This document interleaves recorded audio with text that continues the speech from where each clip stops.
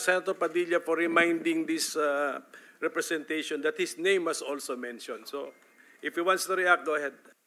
Maraming salamat po, Chairman. Gusto ko lamang pong patunayan, unang-una, na ang mga Jehovah's Witness po ay non-political. Never silang na-involve sa politika. Opo. Pangalawa po, naiintindihan ko po kayo. Nararamdaman ko po yung nararamdaman po ninyo dahil ang kapatid ko po, once upon a time, napatay din po. At siya din po ay binansagan na Carnap King. So naiintindihan ko po, nararamdaman ko po ang sakit. Dahil nung nangyari po ito, ako po ay napakabata pa nung pinatay yung aking kapatid at sinabing siya ay Carnap King. Siya po ay ganun din, summary execution din po. Kaya naintindihan ko po kayo at nakikiisa po ako sa inyo. Maraming salamat po. Maraming salamat po, Senator.